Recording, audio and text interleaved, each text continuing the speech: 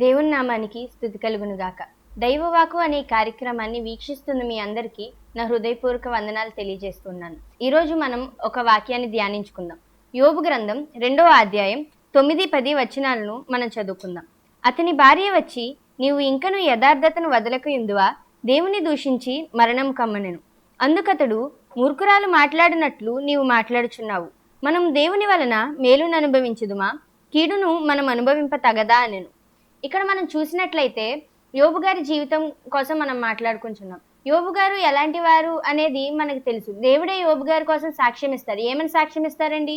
యోబు యథార్థవంతుడు, న్యాయవంతుడు, దేవుని యందు భయభక్తులు కలిగి చెడుతనమును విసర్జించువాడు అని దేవుడు యోబు గారి కోసం సాక్ష్యం ఇస్తున్నారు.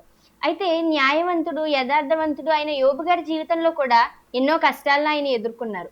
అయితే ఇలాంటి కష్టాల అయిన పరిస్థితి యోబు గారికి వచ్చినప్పుడు యోబు గారి భార్య అతన్ని శోధించింది. ఏమని శోధించిందంటే, ఇంకను యథార్థతను వదలకయుందువా?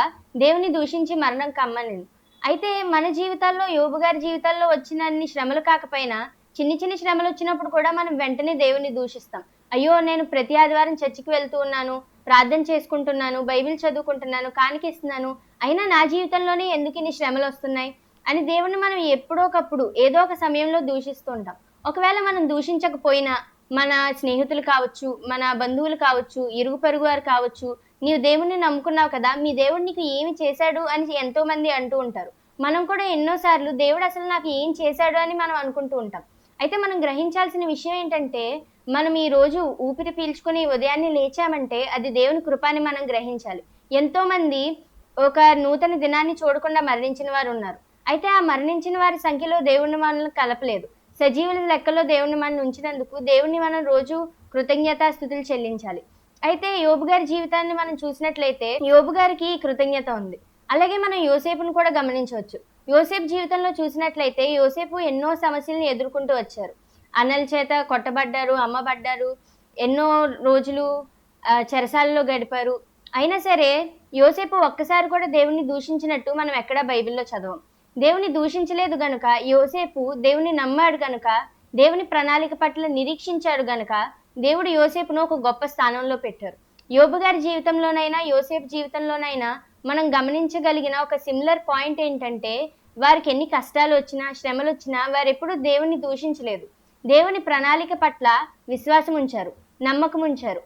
మా దేవుడు కీడు వెనుక మేలును దాచి ఉంచే దేవుడని వారు నమ్మారు, నిరీక్షించారు. దేవుని ప్రణాళిక పట్ల విశ్వాసం ఉంచారు. అయితే మనకు కూడా మన జీవితాల్లో ఎన్నో శ్రమలు వచ్చినప్పుడు, ఇబ్బందులు వచ్చినప్పుడు మా దేవుడు కీడు వెనుక మేలు దాచుంచే దేవుడని గ్రహించి యందు విశ్వాసం ఉంచి, నమ్మకం ఉంచి మనం బ్రతికిన ఎడల దేవుడు మన జీవితంలో ఎన్నో అద్భుత కార్యాలు చేస్తారు. అయితే యోబును, యోసేపును మనం చూసి వారి జీవితాన్ని ఒక ఎగ్జాంపుల్ గా తీసుకుని మన కష్టాలు వచ్చినప్పుడు దేవుని దూషించకుండా దేవుని యందు నిరీక్షించి ఉండాలని కోరుకొంచు ఈ నా మాటలు ముగిస్తూ ఉన్నాను. ప్రార్థన చేసుకుందాం. స్తోత్రం స్తోత్రం మహాపరిశుద్ధుడు ఘనమైన దేవానికి వందనాలు, స్తోత్రాలు, స్తుతులు తండ్రి యేసయ్య. ఈ ఉదయకాల వేళ తండ్రి యేసయ్య, నీ వాక్యం నుండి తండ్రి మాతో మాట్లాడినందుకు నీకు వందనాలు తండ్రి యేసయ్య. ఈ దైవవాకు అనే కార్యక్రమాన్ని వీక్షిస్తున్న బిడ్డల కోసం మేము ప్రార్థన చేయుచున్నాం తండ్రి యేసయ్య. వారి వినిన వాక్యాన్ని తండ్రి యేసయ్య పెడచెవిని పెట్టకుండా తండ్రి యేసయ్య వారు గ్రహించి వారి జీవితాల్లో తండ్రి యేసయ్య దాన్ని అనుసరించి నడవడానికి మీరు సహాయం చేయండి తండ్రి. వారికి ఉన్న కష్టాలను మీరు తీసివేయండి తండ్రి యేసయ్య. యోబు వలె తండ్రి యేసయ్య, యోసేపు వలె ఎన్ని కష్టాలు వచ్చినా తండ్రి నిన్ను దూషించకుండా నీ మీద తండ్రి యేసయ్య నమ్మకం ఉంచడానికి తగిన విశ్వాసాన్ని మీరు వారికి దయచేయమని అడుగుచున్నాం తండ్రి యేసయ్య. వారి పనుల్లో అన్నిటిలో మీరు తోడేయండి తండ్రి. ఈ దినమంతా వారిని కాచి కాపాడమని అడుగుచు యేసు దివ్య నామం అడుగుచున్నాం తండ్రి.